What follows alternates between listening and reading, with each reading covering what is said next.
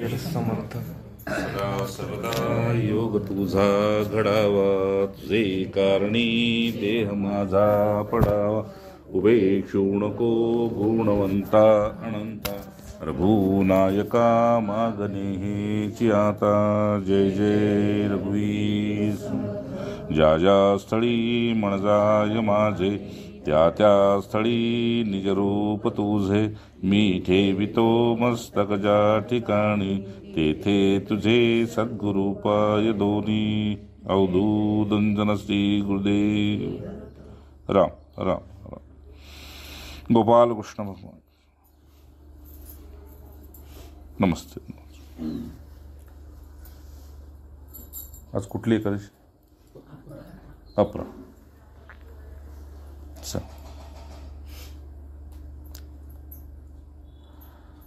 सर्व गुरु भक्तांना राम राम, हरिओम आणि पूज्यश्रींच्या चरणी कोटी कोटी वंदन. आज अपरा एकादशीच्या निमित्तानं स्वानंद कुटीत आपला हा पहिलाच सत्संग. है ना.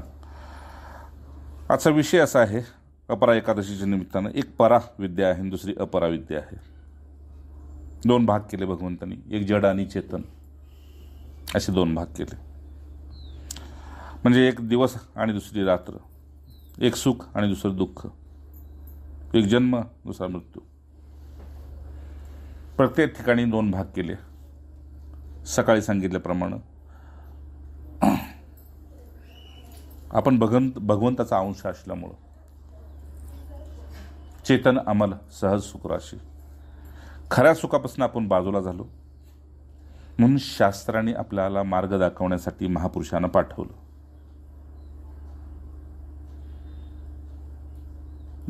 भाग दोन केले. कोणी शास्त्र वाचून मार्ग करू लागला, कोणी महापुरुषांचा होऊन मार्ग चालू लागला. कसंही वाणी त्यांचीच आहे, पण विशेष करून भगवंताचं मत असं, कलव संघात प्रमुचिते.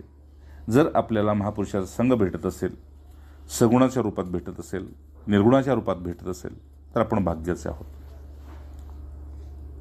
का तर चुकलं तर वाट दाखवतील, बरोबर असेल तर शाबाशी देतील. सर्वात सोपा मार्ग काय सांगितला तर हयात महापुरुषांचा संघ ही भाग्याची गोष्ट सांगितली. राम. हेतू काय होता तर हे खरं आहे की नाही, हे खोटं आहे की नाही. अजूनपर्यंत बुद्धिजीवी लोकांनी तर्कच लावत चाललेत. अध्यात्मात सांगतेत ही माया आहे, मिथ्या आहे, अमुक आहे, बरंच. जे नास्तिक आहेत ते म्हणतात एकदा देहाची राग झाली की सगळं संपलं, पुन्हा काय कोण बघा येतंय, म्हणून कसं असेल ते खा प्या आणि बस. भले भले आध्यात्मिक असलेले सुद्धा या वाटेवर घसरले. भले भले भले भले सत्पुरुषांचे होते ते घसरले. पुण्य होता तोपर्यंत संघ घडला, पाप वाढलं की बाजूला गेला. हेच एवढं निमित्त आहे. मग काय झालं तर भगवंत उद्धवाला सांगतेत की हे बाबा, तुला मागे सांगितल्याप्रमाणे निषेध करण्याची सुद्धा एक प्रक्रिया आहे. म्हणजे नाही नाही नाही नाही म्हणत गेल्यानंतर जे काय उरतं ते काय आहे ते पहा. म्हणजे नेती आहे आहे आहे म्हणायला गेलं तर पहा, सर्वत्र मीच आहे, माझीच रूपं आहे ती, दुसरी कोणच नाहीत. आणि यातलं वैशिष्ट्य काय की जसं प्रत्येकाची घरच आहेत, पण प्रत्येकाची घरं एक नाहीत. कुठलंही घर पुसे गावात पहा, एकासारखं दुसरं घर नाही. तसं प्रत्येकात मी आहे, पण हे कोणाला माहीत आहे? ज्याला माहीत आहे त्यालाच माहीत आहे. पण तरीही प्रत्येकात मी कसा आहे तर प्रत्येकाचं चेहरे वेगळे आहेत, प्रत्येकाचे ठसे वेगळे आहेत. गुण मात्र सारखेच आहेत, सात्विक, राजस, तामस, नाहीतर मिश्रित, म्हणजे तिन्ही मिक्स. पण चेहरे वेगळे आणि ठसे वेगळे. मग अनादिकालापासून मी निर्मिती करतोय आणि अजून पुढे करणार आहे, एकासारखा दुसरा कोणीच आला नाही. आणि एवढंच काय, अवतार जरी मी घेतला तरी एकासारखा दुसरा अवतार नाही, एका अवतारासारखा माझा स्वभाव नाही. राम शांतिप्रिय होतो, कृष्ण प्रेमप्रिय होते, शिव ध्यानस्थ. प्रत्येक ठिकाणी म्हणजे सर्वत्र बदल दिसेल. उद्धव, मला तुला काय सांगायचे की मला जाणणारे देव दुर्लभ आहेत, पण मला मानणारे लाखो करोडो अरबो खरबो आहेत, है की नाही.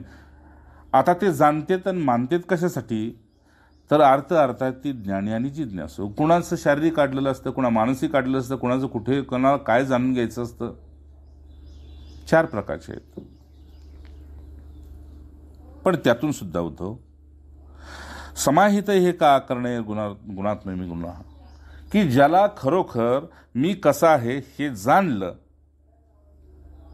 तो सर्व बाजूनं परिपूर्ण झाला.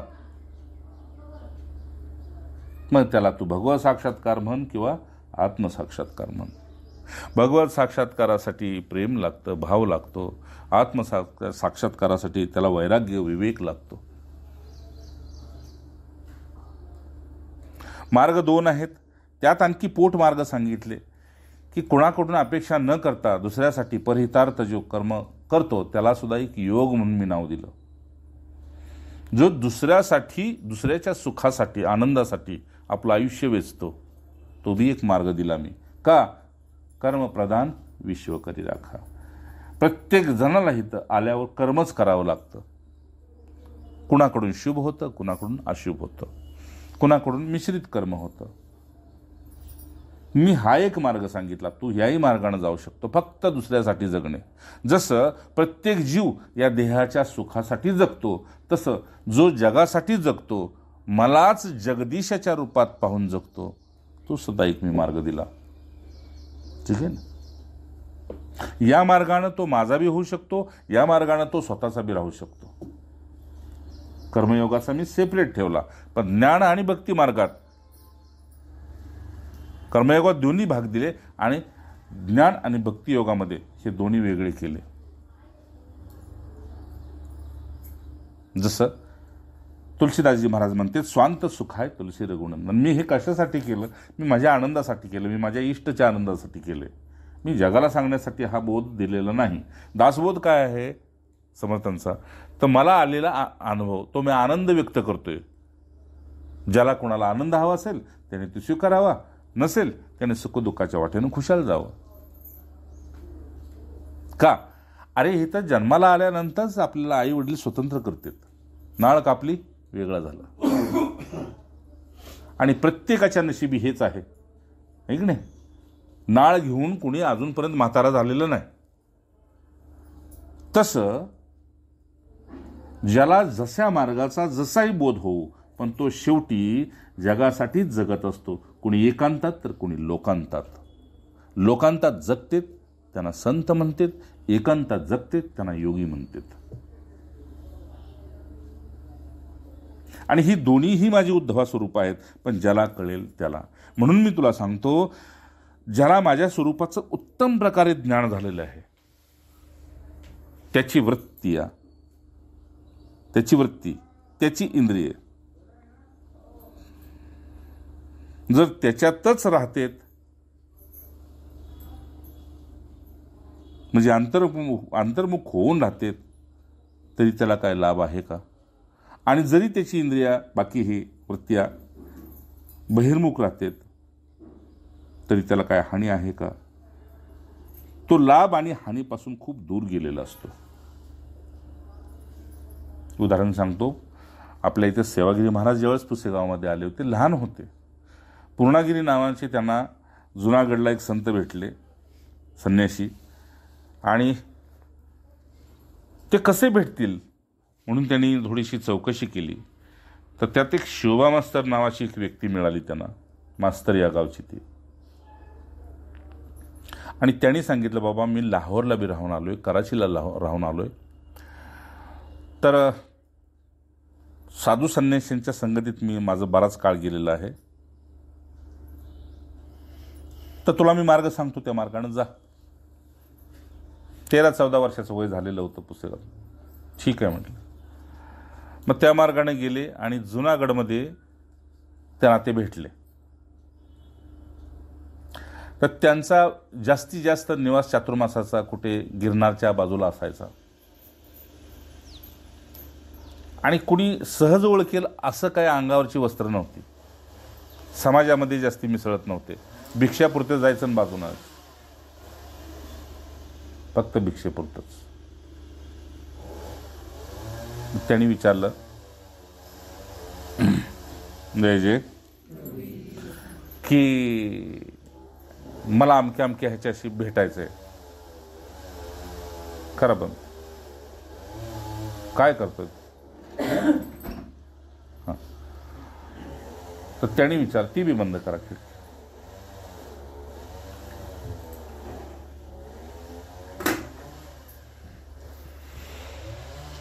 राम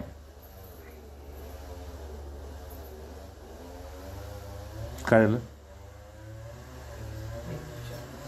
हा, म्हणून गोठ्यात आपण सत्संग घेतो. कळलं ना आता? काही विक्षेप नसतो असा की साक्षात भगवंताचं स्थान असल्यागत हे संसार सुरू झाला. कोण आहे ते? हा, त्याला म्हणा थांब, आता पहिल्यांदा सत्संग करतोय याच सांगू,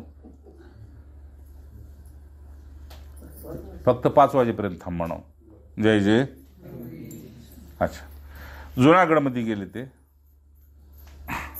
चौकशी केली, लिंक तुटते लगेच, कारण हा एकांताचा विषय आहे.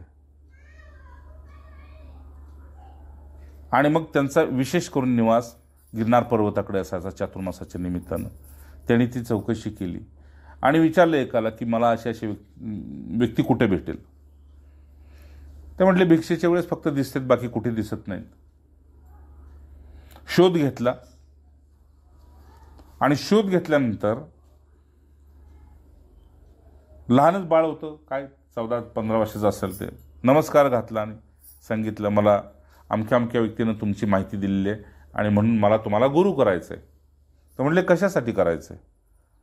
तर मला बस तुमच्यासारखं व्हायचं आहे.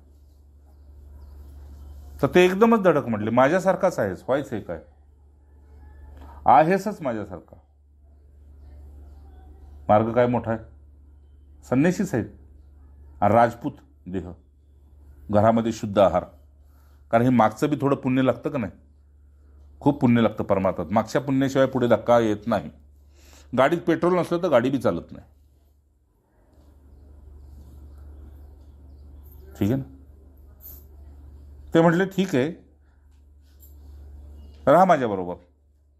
मग हे भिक्षाला जायचे, हे भिक्षाला जायचे, हे काय करते ते करायचे. असं करता करता करता करता 1-2 महिने गेले आणि अचानक त्यानं सांगितलं, अरे माझं नाव काय? तर म्हटले पूर्णगिरी.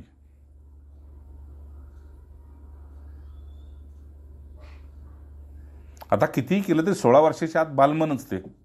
माझं नाव काय? तर म्हटले पूर्णगिरी. तुला माहित आहे ना? हां. बघा वेदांत काय सांगितलं त्यांनी. हे योगी आहेत, संन्यासी आहेत, दशनामपंथी आहेत. चेतन होता का?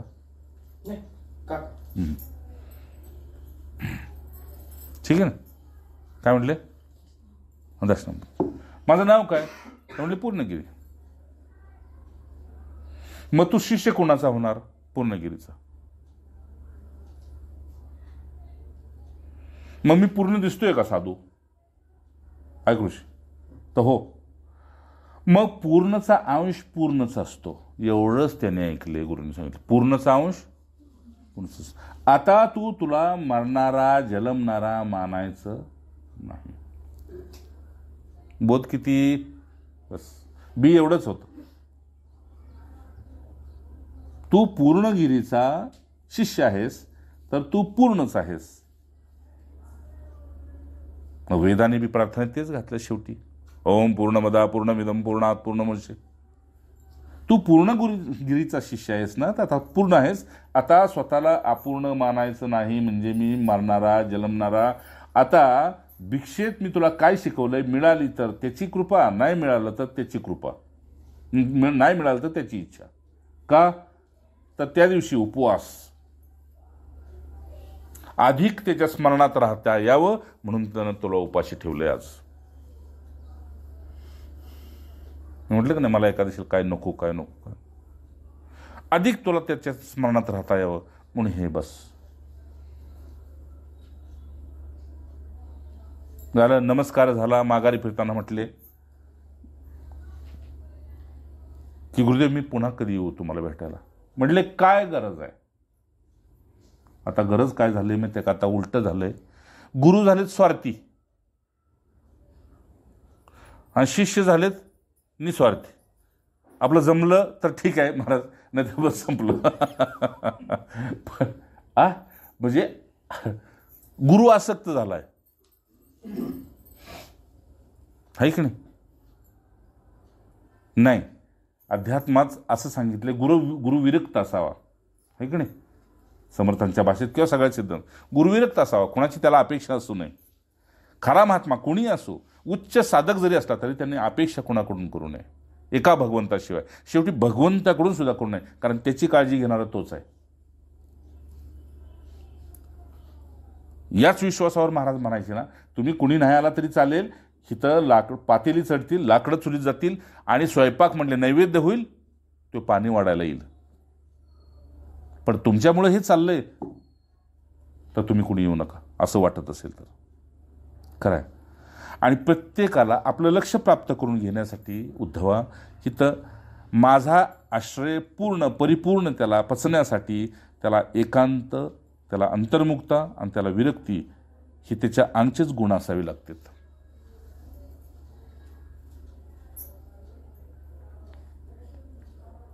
विषय किती सुंदर आहे बघा. म्हणून तुला सांगितलं, ज्याला माझ्या स्वरूपाचं उत्तम प्रकारे ज्ञान झालेलं आहे, माझ्या भगवत स्वरूपाचं आणि माझ्या ज्ञान स्वरूपाचं ज्याला उत्तम प्रकारे ज्ञान झालेलं आहे, त्याला कसला लाभ आणि कसली हानी. का? अरे 60 वर्ष 50 वर्ष ज्यानं धर्माच्या वाटेवरनं प्रपंच केला, धर्माच्या वाटेवरनं, तो सुद्धा म्हणतो काय घेऊन जाणार आहे मी, काय घेऊन आलो तो. हा वेदांत तर तो सुद्धा बोलून जातो. हे जर उद्धवा सत्य आहे तर मग माझा ज्ञानीपुरुष विक्षिप्त का होईल आणि मिळालं म्हणून संतुष्ट का होईल. का? त्याचं अंतःकरण बाहेरनं आतनं गुणातीत असतं. मग सांगितलं गुणातीत असतं.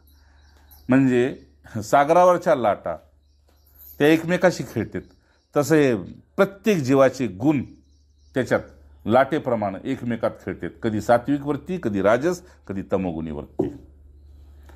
आसनावर बसून सुद्धा तमोगुणाची लाट येते, आहे नाही. सत्संग ऐकता ऐकता रजोगुणाची लाट येते. ह्या 3 लाटा एकमेकात खेळतात. पण मला सांग, झोपलेल्या व्यक्तीचा स्वप्नाशी काय संबंध असतो का? झोपलेल्या व्यक्तीचा स्वप्नाशी काही संबंध नसतो. म्हणजे झोपलेला असताना सुद्धा आणि जागा झाल्यावर सुद्धा स्वप्नातल्या घडामोडीचा झोपलेल्याशी काय संबंध नसतो. झोपेत जो जागा आहे त्याच्याशी संबंध असतो. समजते ना. बस उद्धव आत्म्याचं असंच आहे. ज्यानं माझ्या स्वरूपाला किंवा ज्यानं त्याच्या आत्मस्वरूपाला जाणलं, हे तसाच संबंध आहे. समजतंय ना आपल्याला. आपण झोपलोय, स्वप्न पडले, पण झोपलोय स्वप्नात जो आहे त्याचा त्याच्याशी संबंध आहे. कारण आपल्याकडून स्वप्नात खून झालाय असं वाटतं, पण तरी सुद्धा जागा झाल्यावर दारात पोलीस नसतात. खरं आहे ना, पोलीस नसतात दारात. आणि स्वप्नात आपली काहीतरी हात तुटलाय, पाय तुटलाय, पण उठल्यावर सगळं जाग्यावरच असतंय. उद्धवा ह्या सृष्टीचं हे असंच आहे. त्याच्याशी त्याचा काही संबंध नाही. म्हणजे सत्याचा असत्याशी काही संबंध नाही. प्रकाशाचा अंधाराशी काही संबंध नाही.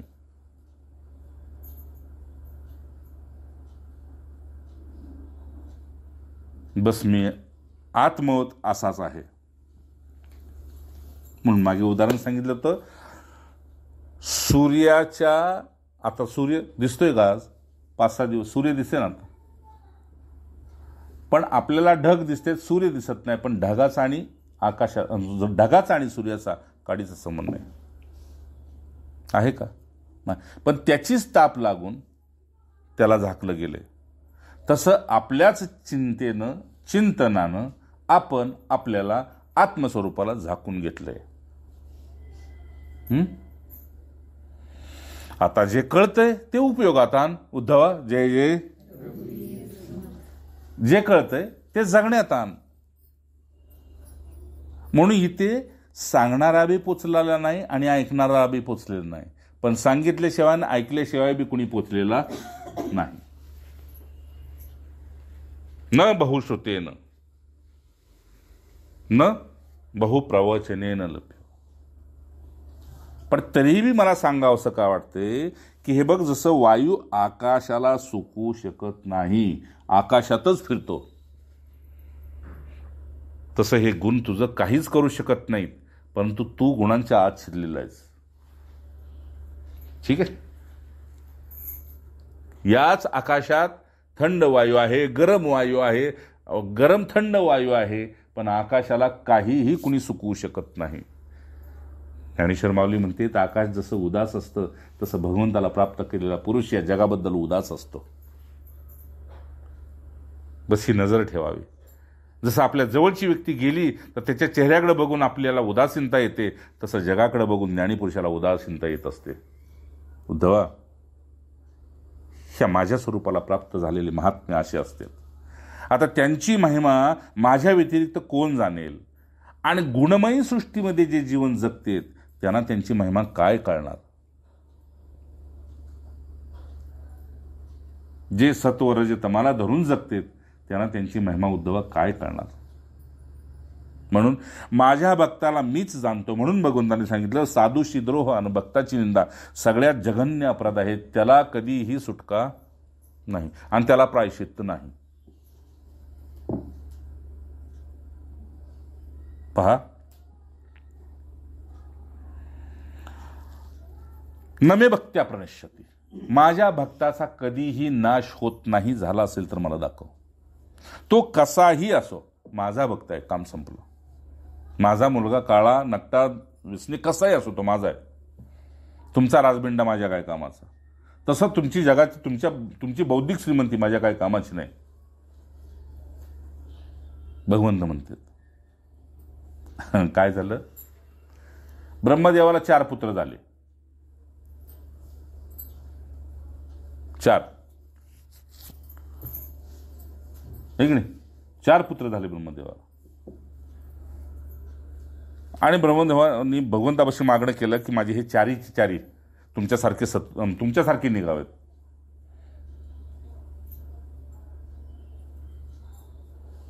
भगवंत म्हटले असं नाही होणार. मग जो तो आपल्या आपल्या स्वभावाचा निघणार. तर म्हटले ते कसं काय? तर हे 4 पुत्र कोण? सतयुग, द्वापर, त्रेता आणि कली. आपण कलीतले पुत्र आहोत. जय जय. 3 निघून गेले आपल्या आपल्या वाटेनं. 4था आहे ते आपण कलीपुत्र आहोत. मग नारदांनी विचारलं, ह्याच्यासाठी तो किती बी टाकावा असला कलीतला तरी आहे ना तुमचा, मग त्याच्यासाठी काय उपाय? ते दिलं नाम. म्हणजे काय? ते म्हटले कसाही असो, म्हणजे सगळ्यात धाकटा आहे की नाही, आपण धाकटे आहोत. मग सगळ्यात लाडकं कोण? जे धाकटं आहे ते सगळ्यात लाडकं. आनंद होतो थोरला, म्हणजे आई झाली म्हणून पहिला थोरला झाला की आनंद झाला. आई झाली, आई झाली. पण माऊली म्हणते, जिला एकच पुत्र आहे तिला विचारा, रागवायला बी तोच आणि प्रेम करायला बी तोच. तसा माझा कलीतला भक्त आहे म्हटले. कारण तो धाकटा आहे.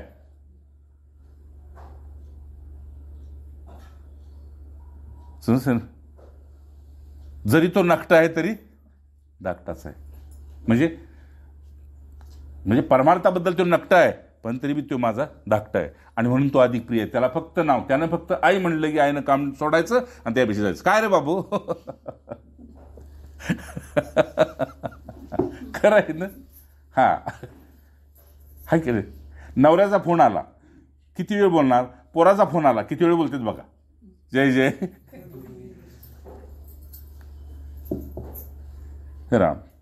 4 पुत्र होते ब्रह्मदेवाने सांगितलं, थोरला जो आहे तुझा तो सत्वगुणी निघेल. म्हणजे काय करत, जग सांभाळेल. दुसरा जो आहे द्वापर पुत्र, तो ध्यान पूजा पाठ हे सगळं सांभाळेल. तिथून पुन्हा ही सुरुवात झाली. मग तिसरा जो आहे त्याला देवतांची गोडी लागेल. आणि चौथा जो आहे त्याला जगत सत्य भासेल आणि विषयांची गोडी लागेल. पण तरी सुद्धा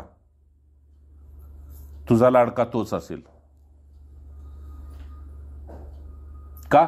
तर तो धाकटा आहे. म्हणजे न कळताय. धाकट्या पोराला जर कुणी मोठ्या पोरानं मारलं, दुसऱ्या कुणी आजोबानं मारलं, तर आई लगेच धावून येते. त्याला काय कळतं का? तुम्हाला कळत नाही का? जय जय. त्याला एक नाही कळत आहे ना व्यवहारात. हेच तुम्हाला तरी कळतं ना. ते नेमताय, त्याला काय कळतंय? ते धाकटं आहे. ते मोठं झालं तरी धाकटं आहे. वाटणीत बी धाकट्याला बस जास्ती. समजते? म्हणून त्याला एवढंच दिलं की तू फक्त हाक मार, बस. म्हणजे नाव घे, तू फक्त हाक मार, सगळं टाकून मी येते. खरंच नुसती हाक मार, बाकी काहीच करू नको. मला आवडतं म्हणून गोंदवलेकरांचं काय ऋषी, तुमच्या महाराजांचं का आवडतं माहिती आहे का?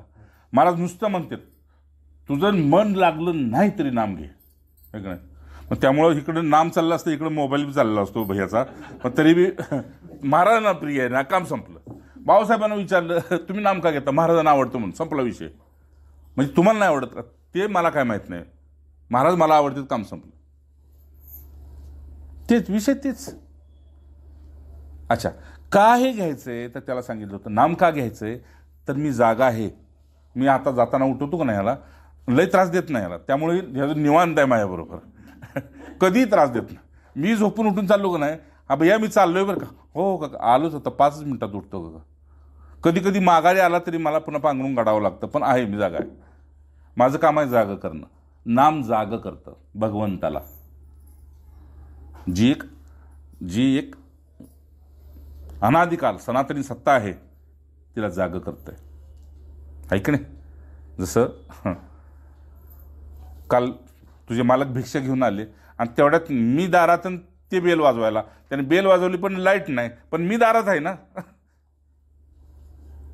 आता मी दारात असले बेल वाजवायची काय गरज आहे? त्यांनी लगेच पिशवी धरून नमस्कार घातला डब्यासकाट. तसं कधी कधी भगवंत म्हणते, जर तुझ्या स्वभावाची जाणीव भगवंताला झाली तर भगवंत तू हाक मारायच्या आधी तुझ्या दारात उभा असतो.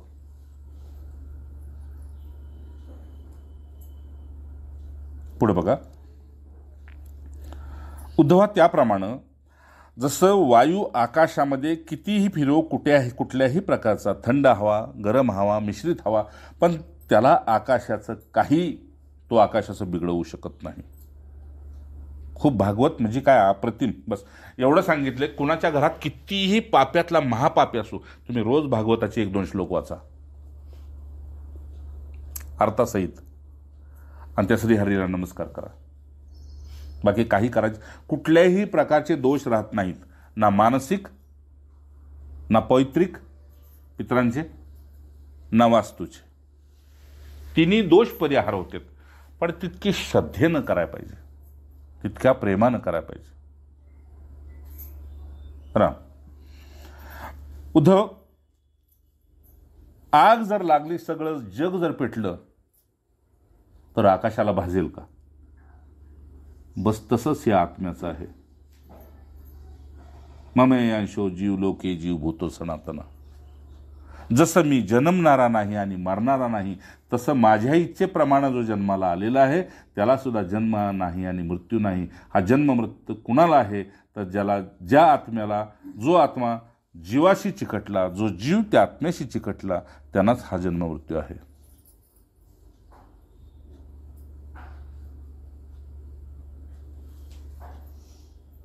म्हणून मी अनादिकालापासून सांगत आलोय की ब्रह्मदेवाला असं मला ब्रह्मदेवानं जाणल्यानंतर त्याला असं वाटलं होतं की भगवंतासाठी आपण काहीतरी करावं, तेव्हा ह्या सृष्टीची निर्मिती. मला कर्मेना असं वाटलं म्हणून सृष्टीची निर्मिती केली. असं वाटलं, असं सांगितलं नाही मी, नाही का. मी असा शांत बसलो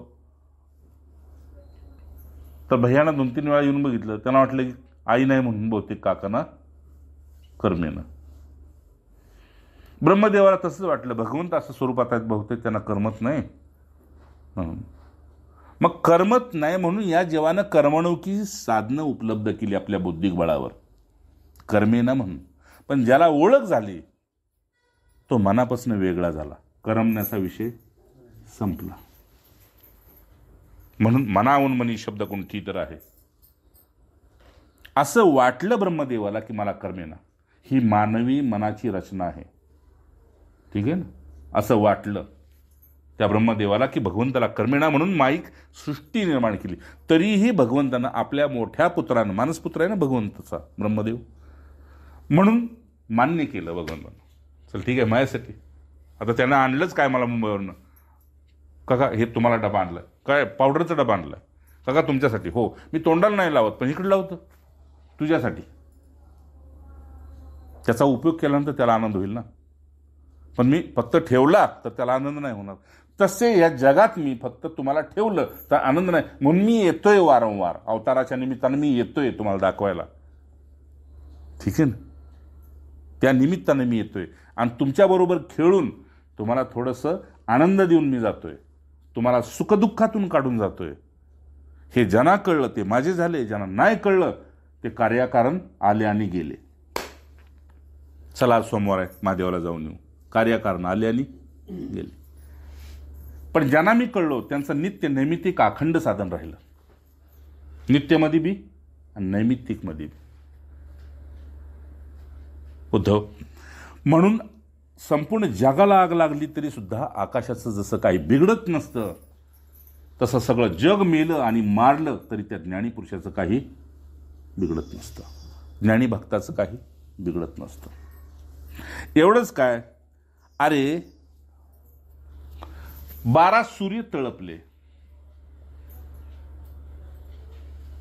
आणि हातानं तोडता येतील इतकं जरी ह्या सृष्टीत पाणी झालं, चंद्र सूर्य हातानं तोडता येतील इतकं जरी पाणी झालं सृष्टीत, तरी आकाशाला ते ओलं करू शकत नाही. खरं आहे ना महाराज, काय का नाही, का करतील सांग की नाही ना. मग तसं जसं आकाशाला ते ओलं करू शकत नाहीत, बस हे आत्मवत स्थितीचे महापुरुष तसेच आहेत. आता ह्यांना माझ्याशिवाय उद्धवा कोण जाणणार सांग. आणि जो जाणणार तो त्याच्या बुद्धीच्या पातळीवर जाणणार आणि त्याचप्रमाणे त्यांना गुणदोषाच्या तराजूमध्ये तोलत राहणार. म्हणून त्यांना शरण गेलास काय, मला शरण गेलास काय, फळ एकच आहे. आईला मागितलंस काय आणि वडिलांना मागितलं काय. आई 500 रुपये पाहिजे, हक्क आईचा असेल, आई लक्ष्मीच्या रूपात घरात नांदत असेल तर आईनं दिलं काय, वडिलांनी दिलं. पण त्याच आईला जर किंमत नसेल तर आई म्हणते बापाला माग.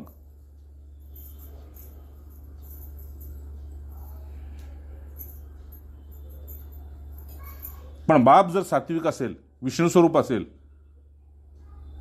तर म्हटलं अरे आईकडून घे, तिला दिलेत, ती एवढं आहेत. बस हा मायेचा आणि माझा असाच खेळ आहे. कधी तुम्ही मला मागता तर कधी मायेला म्हणजे तुमच्या दैवाला मागता, नियतीला मागता. तुमच्या स्वभाव गुणधर्माप्रमाणे नियती तुमच्याबरोबर बी चांगले खेळ खेळते तर कधी वाईट खेळ खेळते. राजाचा भिकारी करते, भिकाऱ्याला राजा करते. नाही काय ती कहाणी सांगितली होती बापूंनी की राजा मेलाय ह्या नगराचा. मग आता राजा मेलाय तर आता दुसरा राजा कोण, तर त्यांच्यात एक असा आपण तो म्हणतो का नाही देवाला सोडलेला, तसा एक देवाला सोडलेला हत्ती होता. ते म्हणले त्या हत्तीला माळ द्या, ज्याच्या गळ्यात तो माळ घालेल तो राजा. एक भिकारी भिक्षू चालला होता, ती माळ त्याच्या गळ्यात घातली.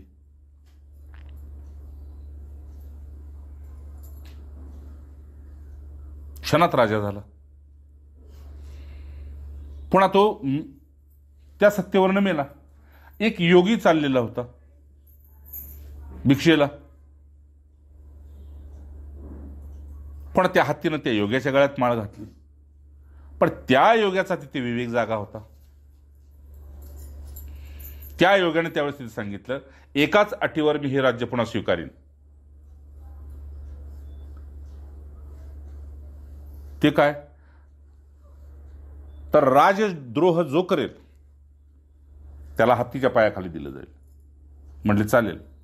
मग सगळ्या नगरामध्ये त्यांनी सांगितलं, राजआज्ञा सर्वाज्ञा आहे की नाही? तर हां, मग मी ज्याला इथं गादीवर बसवेन त्यानं बसायचं, आणि मी जे काय करेन ते संपूर्ण नगरानं काही सुद्धा त्याच्यावर एक ब्रशब्द उच्चारायचा नाही. ठीक आहे. मग राजनगरामध्ये त्या राजभवनामध्ये गुहेर होतं, गुहा. त्या योग्यानं काय प्रधानाला सांगितलं की एका रात्रीमध्ये ती गुहा त्या डोंगरापर्यंत गेली पाहिजे. लोक बी तशी होते, गुहा डोंगरापर्यंत पोहोचवली. राजगादीवर गावचा चतुर बसवला आणि हे आपल्या तपस्येला गेले.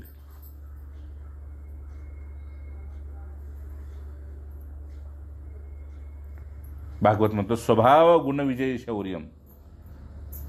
ज्याला ज्याची गोडी आहे तो त्याच वाटेनं जाणार. ठीक आहे ना?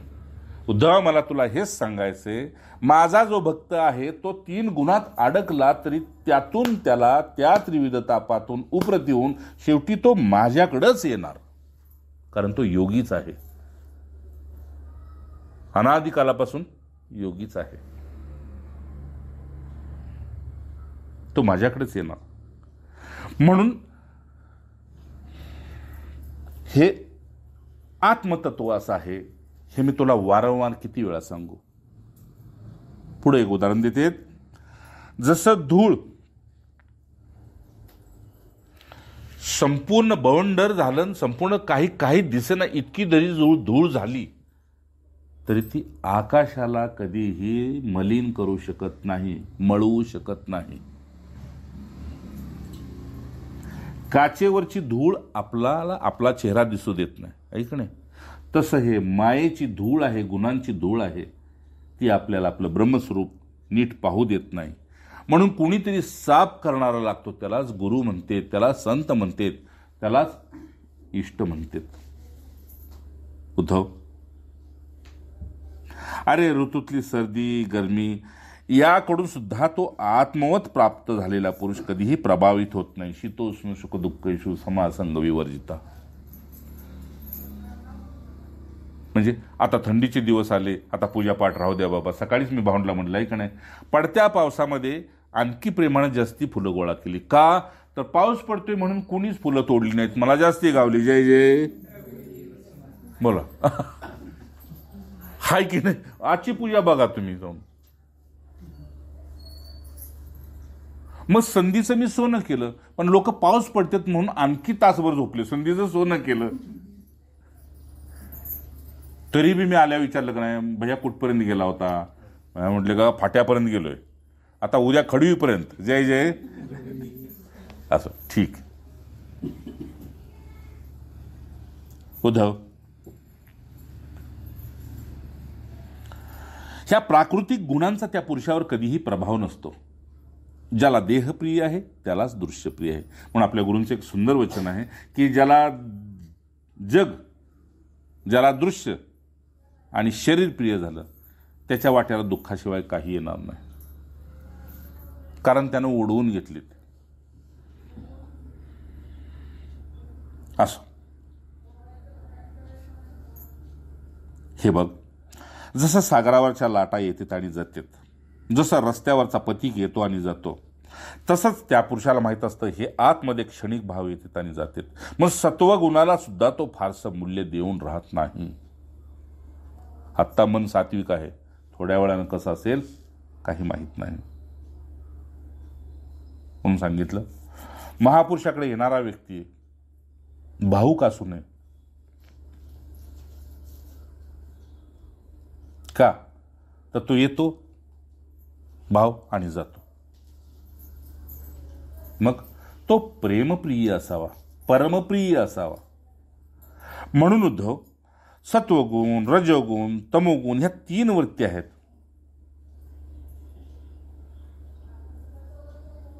पण जसं ही 4ही गोष्टी आकाशात फक्त खेळतात, अग्नी आहे, वायू आहे, पाणी आहे, धूळ आहे, ह्या आकाशात खेळतात.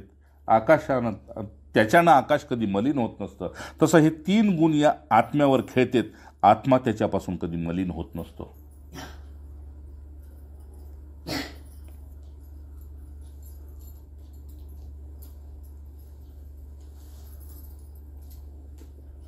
म्हणून इथलं 3 गुणांचं कर्म कधी सुद्धा त्या आत्म्याला तो अविनाशी आहे त्याला स्पर्श करू शकत नाहीत.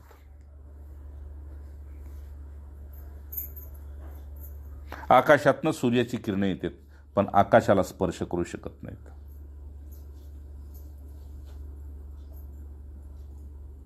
तसं हे सगळे आत्म्याच्याच पोटी आलेत असं समज, पण खऱ्या अर्थानं आत्मा म्हणतो त्याचा माझ्याशी काही संबंध नाही. एवढंच काय, धर्मशास्त्र सांगतं ज्या आईवडिलांच्या पोटी जन्माला येतो त्यांच्याच पोटी जन्माला येतो, पण तरीही त्या आईवडिलांचा खरा त्याच्याशी काही संबंध नाही, त्याचा आईवडिलांशी संबंध नाही. हेच सत्य आहे. का तर म्हटले कर्मयोगे सकळ मिळाले, एका ठाई जन्म आले सकाळची, आणि ते तू आपली मानिले कैसे रे पडत मूर्खा. स्वतःला फार सुशिक्षित समजतोस आणि ते आपली कशी म्हणतोस. त्याचे गुण त्याचे संस्कार जन्मोजन्मीचे त्याला ज्या वाटेने घेऊन जाणार आहेत त्याच वाटेने घेऊन जाणार आहेत. म्हणून सृष्टीची निर्मिती चार प्रकारच्या स्वभावातून केली. वैरी, उदासीन, कर्जदार, सेवक. तुम्ही लाख म्हणा तो मुलगा सेवाच करणार, तुम्ही लाख त्याला समजावा तो वैरीच निघणार, लाख प्रयत्न करणार तो कर्जदारच बनणार.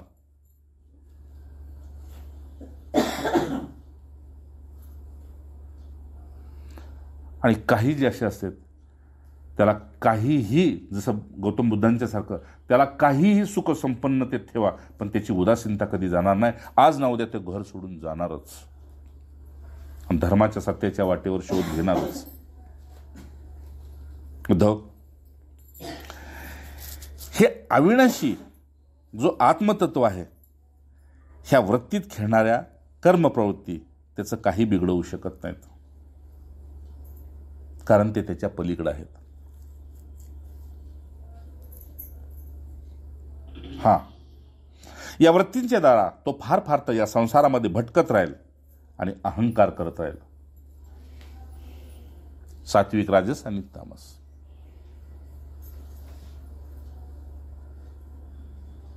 म्हणून सकाळी सांगितल्याप्रमाणे की प्रभूंना विक्षेप करायला, प्रभूंच्या तपस्येत विक्षेप करायला रावण उभा राहिलाच ना, त्या रावणाचा नाश करण्यासाठी रामानं फक्त शस्त्र निमित्त केले, बाकी मारलंय कुणी, जाळलंय कुणी, सगळे प्रयास शिवजीनेच केले. का तर युद्धाला आरंभ करायचंय हे आपल्या इष्टदेवतेच्या रामाने शिवजींच्या कानावर घातलं, म्हणून रामेश्वरची स्थापना केली.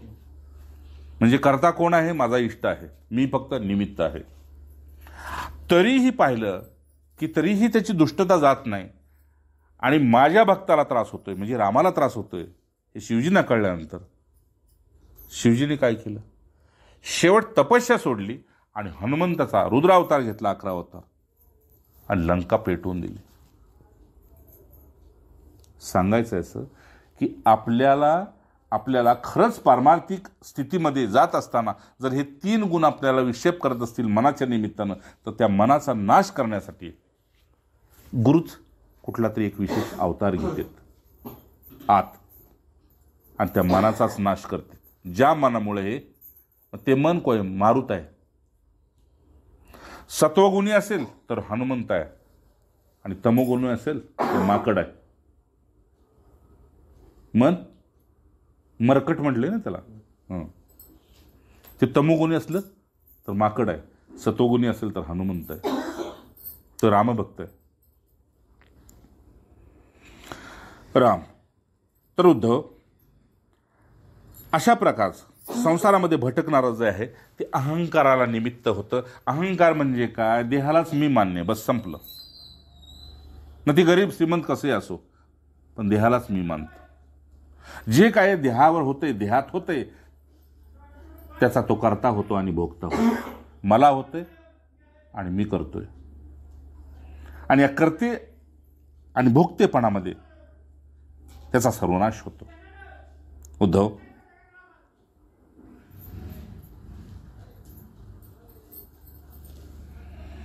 मग मी तुला काय सांगेन?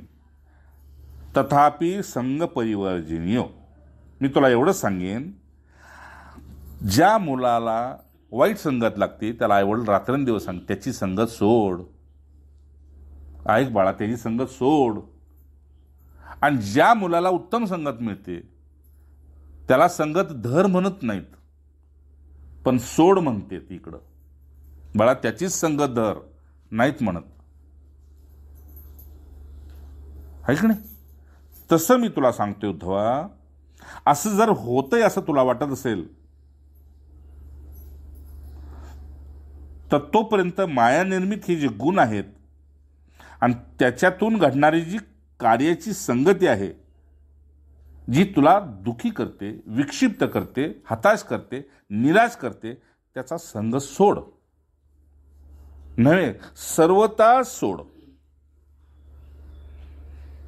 पुन्हा तिथं कधी जायचं नाहीस. मुलाला सांगतो आपण. सर्वता यांचा संग सोड.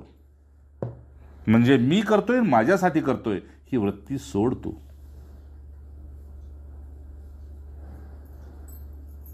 कारण कुटुंबातली प्रत्येक व्यक्ती स्वतःसाठी नाही दुसऱ्यासाठीच करत असते, पण शिंडली की मग ती तमोगुणी होते. मी काय माझ्यासाठी मरतोय का? माझ्यासाठी खपते का? आईला पहा, सगळ्या कुटुंबासाठी स्वयंपाक. वडिलाला पहा, सगळ्या कुटुंबासाठी कष्ट. पण दोघात भांडण लागलं की मारान मुलांचं. जय जय. उद्धव, ही सृष्टीची निर्मितीच अशी आहे. परंतु जोपर्यंत माझ्या सुदृढ भक्ती योगाच्या द्वारा मनातला रजगुण रूप मळ जोपर्यंत निघत नाही तोपर्यंत तू संत संघाचा आश्रय सोडू नको. एकदा तो मळ निघून गेला की बस. नाही तर सर्वता होतंय काय की हत्तीला आंघोळ घातली आणि त्याने जाऊन सोंडेनं धूळ ओढून घेतली. मुलाला चांगलं, तुम्ही लोक चांगलं लहानपणी नाही का चांगलं सुंदरपैकी त्याला आंघोळ घालताय, काजळ पावडर करताय आणि 10 मिनिटानं बघताय तर ते ओळखू नाही येणार, असं ढिगाऱ्यात खेळून येणार. आहे की नाही? बस हे गुणमय, अशी गुणमय धूळ तशी आहे की तुम्हाला लगेच मलिन करून टाकते. असो पुढं. उद्धव, जसं चांगल्या प्रकारचा वैद्य जर मिळाला नाही तर रोगाचा नाश होतो का? नाही. आणि वैद्य मिळाला तर पुन्हा रोग होतो का? तर नाही. बस तो रोग जसा मनुष्याला वारंवार सतवतो, म्हणजे कितीही खा तरी भूक लागते आणि काहीही ठेवा तरी भूक लागत नाही, असे 2 रोग होते. नाही का? मग जसं मनाच्या वासना आणि कर्माचे संस्कार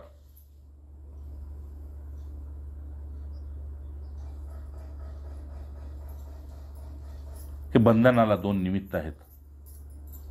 मनाच्या वासना आणि कर्माचे संस्कार. हे दोन विशेष करून तू मिटवण्याचा प्रयत्न कर. अन्यथा कुणी स्त्रीमध्ये तर कुणी पुत्रामध्ये जसा आसक्त असतो त्याला अधुरा योगी म्हणतात, अर्धा योगी. पुत्रात तरी नाहीतर स्त्रीत तरी.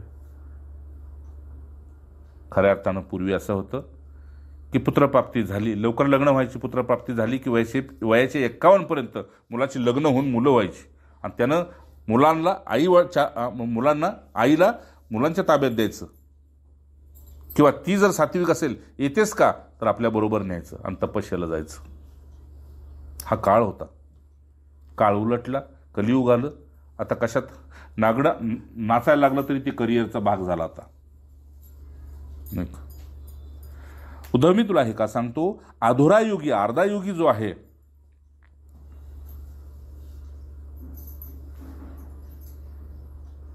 त्यानं या जगातून आपला निरोप घेताना त्याला योगभ्रष्टतेचा एक शिक्का लागतो आणि त्याची ती भक्ती पूर्ण करण्यासाठी मी त्याला उत्तम कुळामध्ये जन्माला घालतो. हे जर माझं कर्तव्य आहे तर ज्याला जन्माला घातलेलं आहे त्याचं कर्तव्य काय आहे की आपण सत्याच्याच वाटेनं जायचं, धर्माच्याच वाटेनं जायचं. आणि जसा कर्ता पुरुष कुटुंबासाठी रात्रंदिवस स्वतःला राबवतो तसं परोपकारी वय घालवावे, सर्वामुखी मंगल बोलवावे. तसं ह्या जगाचा कर्ता पुरुष हे संत आहेत. म्हणून त्यांच्या इच्छेसाठी मला कधी कधी या पृथ्वी तळावर यावं लागतं, त्यांच्या इच्छेसाठी. किंवा त्यांना अधिक त्रास होत असेल, परित्राणाय साधूनाम विनाशाय च दुष्कृताम. पण माझं येणं हे वारंवार होत राहतं उद्धव, कारण मी पालन करता आहे या जगाचा. माझं येत राहणं म्हणून जेवढे ब्रह्मदेवाचे अवतार नाहीत, जेवढे शिवजींचे नाहीत, तेवढे विष्णूंचे अवतार आहेत. जय जय. आता ऐक शेवटचा श्लोक. हे बघ, देवतांच्या द्वारा प्रेरित शिष्य पुत्र यांच्याद्वारा जे काय असे विघ्न उत्पन्न होते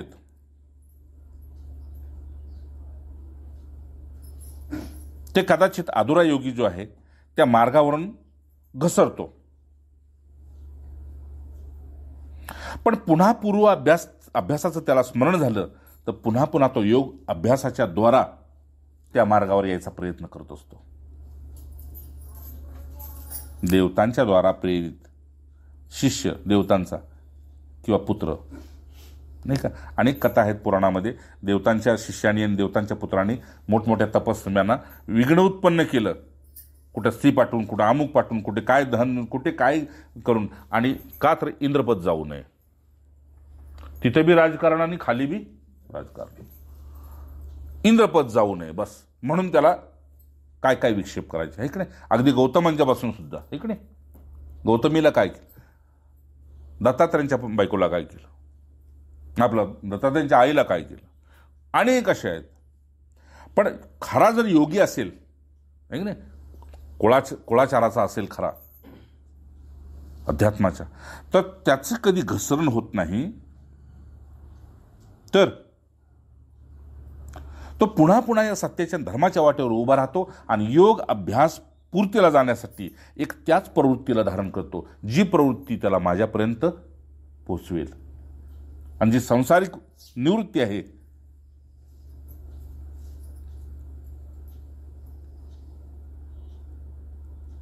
तिच्याकडे तो विशेष लक्ष देतो.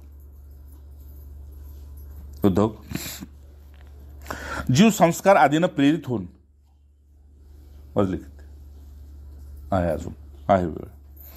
हे पहा उद्धव, जीव संस्कारानं प्रेरित होऊन जन्मापासून मृत्यूपर्यंत कर्मामध्येच लागलेला आहे. कर्मिनाम जंतो हा,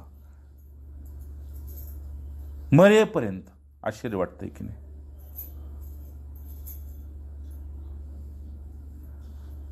सर्व शास्त्राने सांगितलं, अरे तुझा जन्म कशासाठी झालेला आहे?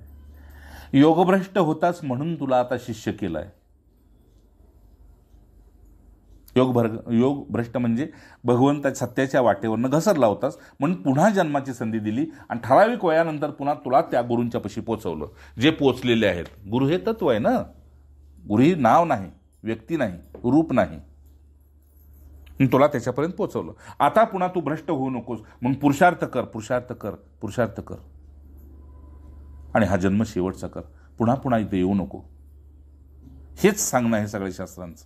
तू तुझी ओळख करून घे किंवा तुझ्यांची ओळख करून घे. तू खरा कोणाचा आहेस. दोनच मार्ग आहेत. तू खरा कोणाचा आहेस आणि तू खरा कोण आहेस. तुझ्या योग्यतेप्रमाणे तू निवड, आहे की नाही. जशी मार्क तशी साईड. पण जसा प्रत्येक आई वडिलाला वाटतं, बाळा आम्हाला काय नको पण तू सुखी राहा, तुझं कुटुंब सुखी ठेव. भगवंत तेच म्हणतात. मला काही दान करू नको, मी सर्व दान करणार आहे. आणि काय, अरे जो जगाला घालतो, आहे का नाही, आपण त्याला नैवेद्य दाखवतो, आहे की नाही. यशोदामाई त्याला चमच्यानं चारते, जो जगाला चारतोय. काय, आणि चारता चारता वाकड्या नजरेने हसून बघितलं, तेवढंच नारदाने बघितलं. वा, ओळखले देवा म्हटले. हा, ओळखलं तर गप्प बस. त्रिलोकीमध्ये गप्प बस. नाही तर तू इथं तरी सांगशील, नाही तर तिथं तरी सांगशील. गप्प बस. काय, बाललीलेमध्ये कृष्णाने असं बोट केलं काय, आणि तेवढ्यात आईने बघितलं की पोरग तोंडानं, आता काय, पोरग हातानं तोंड पुसायला लागलं. म्हणजे शानं झालं. जय जय. पोराला करायचं बोट, गप्प बस.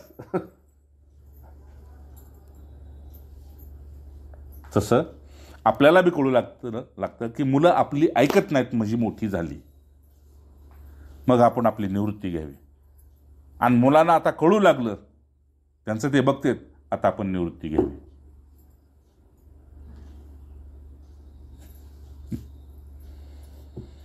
का, हा जन्म शेवटचा करणं. इथे काही नाही. इथे सगळ्यात मोठं भय काय आहे तर मृत्यू. सगळ्यात मोठं भय काय आहे, मृत्यू. आणि सगळ्यात मोठं विदारक दृश्य काय आहे तर ज्या देहासाठी एवढा खेळ खेळायचा त्या देहाला शेवटी जाळायचा.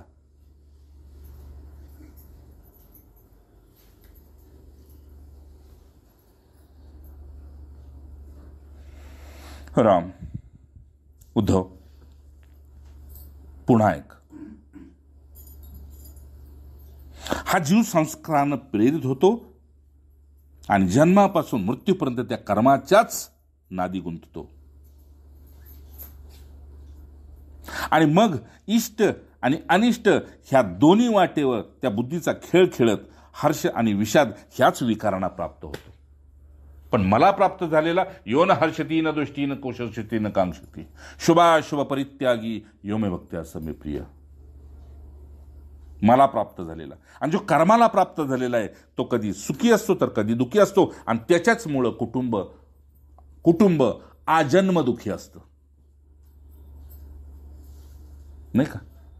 मग तो इंदुलीकर सांगतो बघा विनोदात, बाबा तुला वाटू नको तुझ्यामुळे कुटुंब, तू एकदाचा जा म्हणजे सगळी सुखी होतील. जय जय.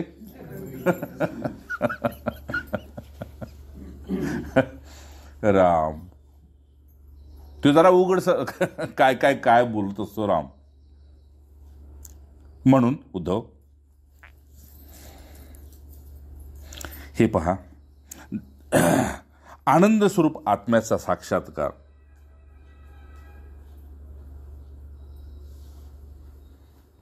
ज्या भाग्यवंताला घडतो त्याची संसार संबंधी सगळी आशा आणि तृष्णा योगभ्रष्टतेतच नष्ट झालेली असते. म्हणून असा योगभ्रष्ट पश्चातापानं पुन्हा पुन्हा पुन्हा पुन्हा त्या परमार्थाच्या वाटेवरच येतो, घसरतो पण येतो. म्हणजे कोणीतरी त्याची इच्छा बघून त्याला कळत न कळत बोट देतो, संघाचं बोट देतो आणि पुन्हा पुन्हा त्याला त्या वाटेवर आणतो. म्हणून होतो जो पुन्हा आपल्या स्वरूपामध्ये एकदा स्थिर झालेला आहे किंवा होणार हा निश्चय घेतलेला आहे, शेवटचा श्लोक आहे का संपवतो. उद्धव, म्हणून ज्याला पुन्हा पुन्हा आपल्या स्वरूपामध्ये स्थिर होण्याची इच्छा आहे, अशा अवस्थेला जो धरून वारंवार प्रयत्न करतोय,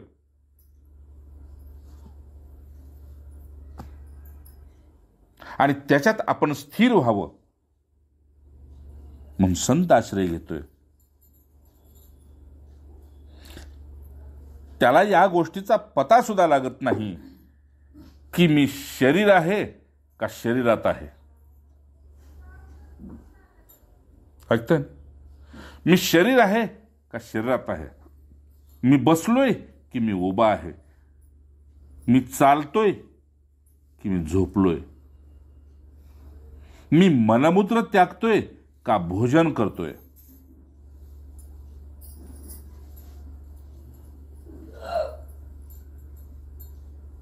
बस हे स्वाभाविक कर्म त्याच्यातून होत राहत असतं. जसं याच आकाशात वायू वाहत असतो, याच आकाशात अग्नी वाहत असते, याच आकाशात धूळ वाहत असते, पण आकाशाचा त्याच्याशी काही संबंध नसतो. उद्धव, माझ्या अशा योगतत्व भक्ताचा ही अशी स्थिती सांगत असताना मला आनंद काय होतोय हे तुला काय सांगू. योगयुक्त भक्ताचा. म्हणून अशा भक्ताला पाहण्यासाठी मी माझं वैकुंठ सोडून खाली येतो. कधी बी नाही का.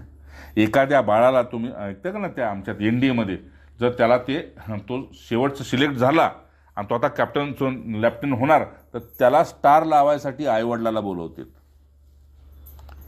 की आम्ही त्याला तयार केलाय, पण तुम्ही त्याला जन्माला घातलाय, त्याचा खरा आनंद तुम्ही घ्या. ठीक आहे ना. त्याला काय ऐक नाही, तुम्ही सैनिक आहे, तुम्हाला माहित आहे ऐक नाही. स्टार लावायला येतात की नाही, आईवडिलांना बोलवतात एनडीएमध्ये, खडकवासलामध्ये.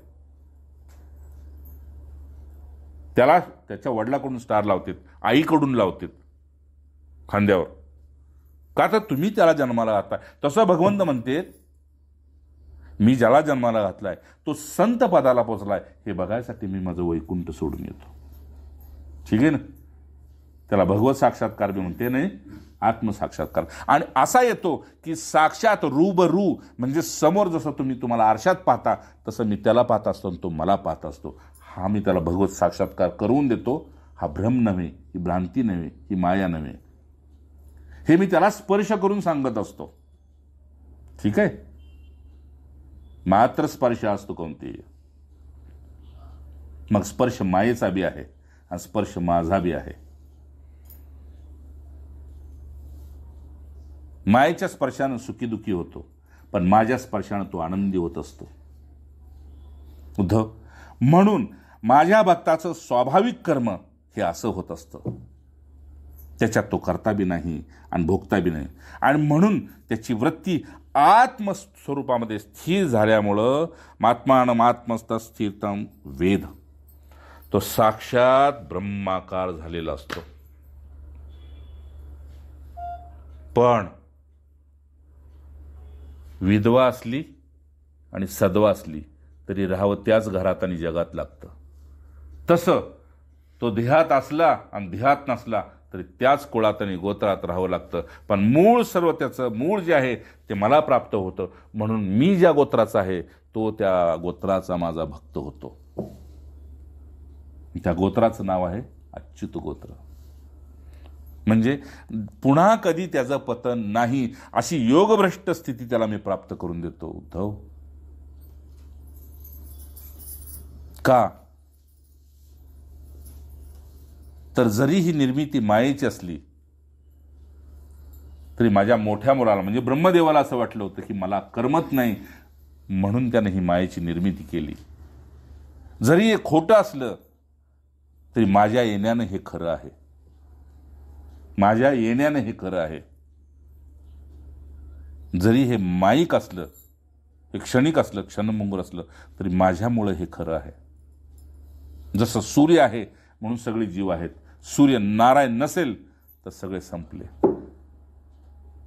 म्हणून आपल्यामध्ये भगवंताचं शेवटचं दर्शन काय सांगितलंय तर प्रकाशमय सांगितलंय, म्हणजे ज्ञानमय सांगितलंय. ठीक आहे ना.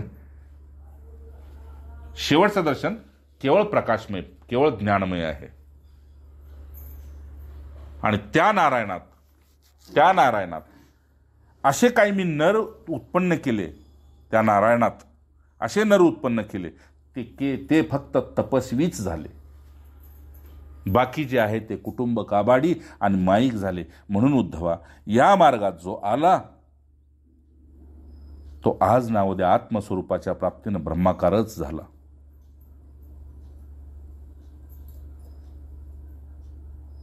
मग इथं काय आहे तर टिकणे आणि चालणे, टिकणे आणि चालणे, टिकणे आणि चालणे. का तर पुन्हा या मृत्यूलोकात त्याचं येणं नाही, आणि येणं असेलच तर स्वइच्छेचं आहे, नाही का. जसं मी जर तुम्हाला म्हटलं आता की मी काशीला जातोय उद्या परवा, आहे का नाही,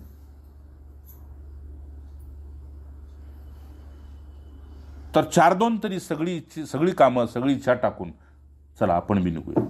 तसं भगवंत म्हणते, ज्या ज्यावेळी मी इथं अवतार घेतो त्या त्यावेळी माझे हे अनन्य भक्त माझ्याबरोबर सगळ्या लीला करायला येतात. मग त्यात कुणी रावण होतो तर कुणी राम होतो, कुणी कंस होतं तर कुणी कृष्ण होतं, पण हे असतेच माझे अनन्य. म्हणून भगवंताचं सांगणं असं आहे की केवळ योगक्षेमाच्या निमित्तानं, पोट भरण्याच्या निमित्तानं हे कर्मकिडी जे या मृत्यूलोकात येतात त्यांचा रागद्वेष या माझ्या भक्तांनाही झेलावा लागतो. पण त्याचा अतिरेक झाल्यानंतर मला त्याचा सर्वनाश बी करावा लागतो.